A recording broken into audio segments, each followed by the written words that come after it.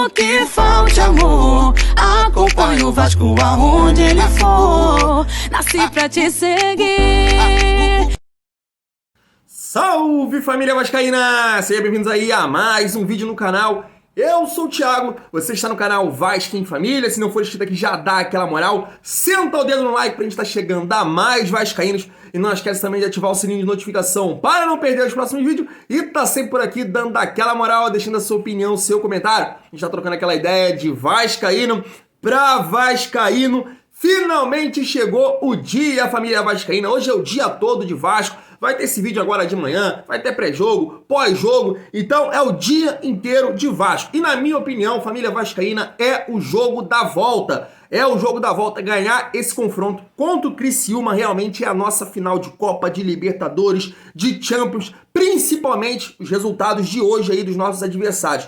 Eu comentei no vídeo de ontem de noite. Se o Sampaio Corrêa perder pro Ituano, vai encarar o Vasco em São Januário, de férias, sem ter chance nenhuma no campeonato. Então esse confronto aí, diante do Criciúma, é a nossa final de Copa, família vascaína. Quero botar a seguinte informação que o jornalista Gilmar Ferreira falou pro Vasco, ó. Abre o olho, Jorginho, tá na tela pra vocês, ó.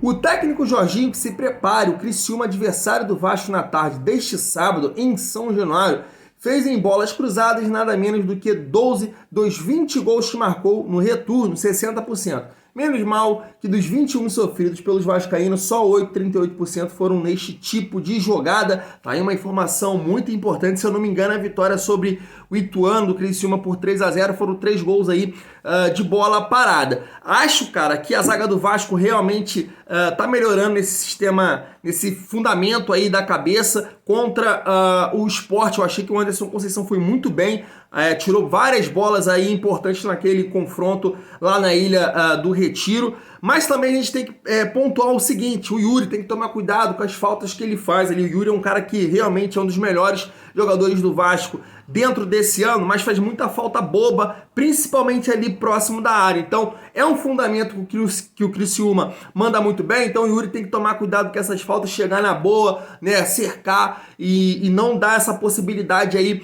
para o Criciúma, porque aí é um fundamento que eles levam muito bem, família vascaína. Agora eu quero trazer aqui o programa da ESPN que colocou o seguinte: o Vasco tem que ganhar esses 2 próximos jogos, né? Tanto do Criciúma contra o do Sampaio Corrêa. Não pode deixar para definir a sua classificação contra o Ituano. Eles vão pontuar aí algumas situações do jogo de hoje também, algumas informações, e aí a gente vem aqui no final para dar a escalação e saber a sua opinião. Alex Teixeira, Nenê, faria alguma mudança aí no provável time do Vasco? Vamos acompanhar o programa? Se liga só. Sim. E o Bahia também fazendo a sua partida em casa contra o Vila Nova. Por isso que eu falei que é Grenal. Grenáutico, Vila Nova. Então, e aí o Vasco, claro, jogando também em casa e podendo dar um passo importante, não é, Eugênio? Porque são 2 jogos em casa do Vasco, então. Sim. Agora, nesse final de semana, e o próximo confronto contra o Sampaio Corrêa. Então, se ele fizer esses 6 pontos, ele sobe. O caminho é esse. O caminho é esse, aproveitar São Januário. O grande desafio, né, assim, o mais difícil, a última grande decisão do Vasco era na rodada passada contra o Sport.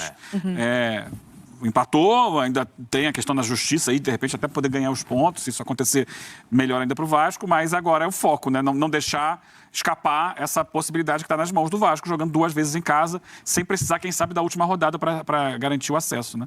Essa é a grande questão, a torcida tem que apoiar o time. Não só o Vasco, né, como também o Bahia, que joga em casa, que pode garantir vaga hoje não, amanhã. E o Grêmio não joga em casa, mas vai tentar fazer uma reedição lá da famosa Batalha dos Aflitos, jogando de novo lá contra o mesmo Náutico. O Náutico que não disputa com o Grêmio, até porque está indo para a Série C de volta. E aí a gente... Porque assim, Cruzeiro já foi, Grêmio vai, Bahia vai subir. Tá no processo ali. É que eu fico pensando assim, o Vasco, cara, se ele não pode vacilar, né? Não pode vacilar. Porque é a grande frustração, né? Porque é isso, o Vasco desse aí é o que mais, talvez, não mais oscilou, mas o que mais flertou com o perigo, né? Mas eu não acho que a situação do Grêmio e do Bahia não é situações tão tranquilas. Eles têm que resolver agora. Sim. Porque eles têm essa oportunidade. Porque ficar adiando... vamos lá. O último jogo do Ituano é contra o Vasco, né? Isso. Em Itu. O Ituano tem agora o Sampaio Corrêa. Dependendo do que acontecer no jogo, se o Ituano vencer, o Ituano fica forte para frente. Se o Sampaio Corrêa vencer fora de casa, e a gente até entrevistou lá no Melão o técnico do Sampaio Corrêa, o Léo Condé, o Sampaio Corrêa é o próximo adversário do Vasco. Então vai ganhando moral também. A questão do E Sampaio não Corrêa só que até agora ele tem apenas uma vitória fora de casa em toda a O time competição. joga muito mal fora de casa e tem o desfalque do Pimentinha, né? Pelo menos para o primeiro jogo. A sensação que eu tenho é que se Grêmio e Bahia não se garantirem rápido, eles vão ficar adiando uma situação e vão ficando mais próximo do perigo. Precisa garantir rápido. Vamos agora, então, falar do Vasco. Cícero Melo também já aparece posicionado aqui. Ô, Cícero, o São Januário... Vamos ficar bem nesse telão, hein? Fala a verdade. Um HD que parece um 3D Fica, aqui pra Eugênio, gente. ó. Mas, Ele fica bem em qualquer lugar. Cícero Melo, o vascaíno, ele nessas horas, ele comemora demais, né? Que os próximos jogos ele faz em casa, porque tem sido o caldeirão, tem sido o amuleto da sorte mesmo, ou pelo menos realmente um 12º jogador pro Cruz Maltino na Série B. Bem-vindo. Obrigado, beijo para você, Mário. Um abraço aí no Bruno, no Eugênio, no Marra, no Berton e no Fã de Esportes. Nós estamos aqui no Caldeirão vascaíno, né? No momento você vê, tá tudo sendo preparado, tá bem tranquilo, mas amanhã os ingressos já estão esgotados, como sempre, antecipadamente, mais de 19 mil ingressos vendidos, só que vai estar uma loucura. Torcida Cruz Maltina empurrando o time para mais uma vitória, né? O Vasco só está, vamos ser bem sinceros, o Vasco só está no G4 por causa do seu aproveitamento como mandante. É espetacular, é o melhor da Série B. O Vasco está invicto como mandante, quase todos os jogos aqui. Apenas 2 jogos no Maracanã, 76,5% de aproveitamento, né? Em 17 jogos foram 11 vitórias e 6 empates. 70% dos pontos que o Vasco conquistou foram jogando como mandante. Uma curiosidade, só o Vasco e o Palmeiras, nas séries A e B, não perderam como mandante jogando em seus domínios, jogando em casa, né? É um dado importante, é por isso que o Vasco está nessa situação. 4º lugar com 56 pontos ganhos, faltando 3 rodadas. E é como o Eugênio falou, como o próximo jogo também é aqui contra o Sampaio Corrêa, na quinta-feira da próxima semana, o Vasco quer vencer esses 2 jogos para já entrar classificado, quem sabe, na última rodada. Não quer deixar para decidir na última rodada, que é um jogo complicado no Novelli Júnior, lá em Itu, contra a equipe do Ituano. Por isso é que o Vasco, então, precisa dessa vitória amanhã e depois vencer o Sampaio Corrêa e praticamente já entrar classificado de volta para a Série A antes do último jogo, né? Eu volto já para falar do provável time do Vasco, enfim, quais são as dúvidas, quem que volta, quem que está fora desse jogo. Lembrando que no primeiro turno, na 17ª rodada lá em Criciúma, o Vasco venceu por 1-0, gol de pênalti de Raniel, que não vai estar presente neste jogo de amanhã, porque está suspenso. E como o Alex Teixeira virou essa chave quando fez os 2 gols lá, Eugênio, contra o Operário, virou um novo Vasco nessa reta final da Série B, né?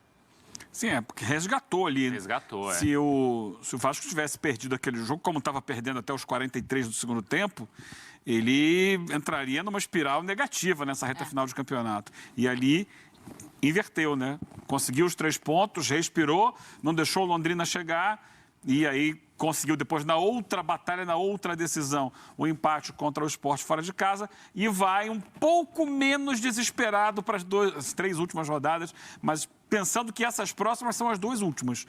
Tem que vencer os 2 jogos. Ô Cícero, aproveitando então esse gancho, Alex Teixeira, Nenê, você já falou que obviamente o Raniel não joga porque foi suspenso. Como que chega esse Vasco aí com as suas peças para a partida?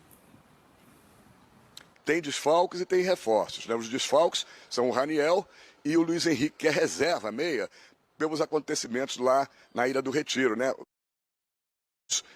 Suspensos preventivamente pelo STJD por 30 dias, no máximo 2 jogos, vão ficar de fora. Compensação, Jorginho terá a volta de um titular importante, que é o lateral direito Léo Matos, que cumpriu suspensão, e um reserva que também já entrou bem em alguns jogos, que é o Bruno Tubarão, né? Ele é meia atacante, mas deve ficar no banco de reservas. A grande dúvida é essa aí.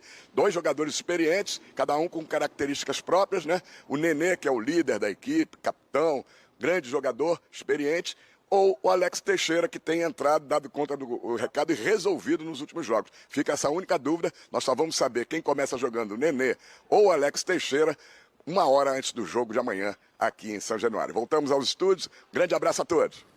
Valeu, Cícero, um abraço. Vamos falar.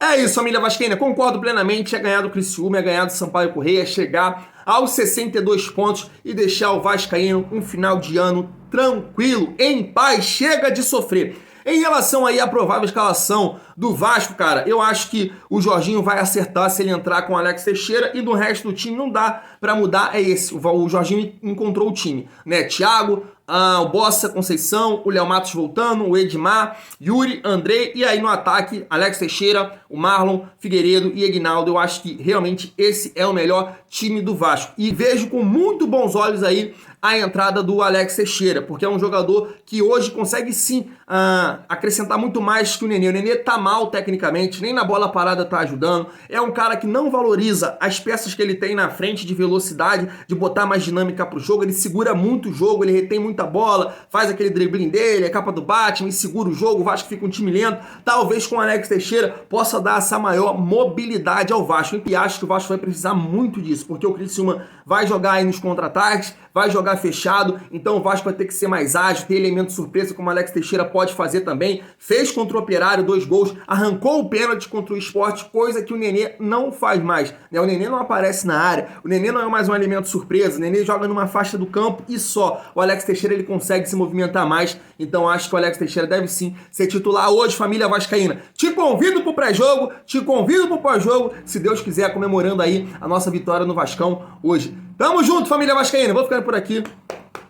É muito bom ser Vasco.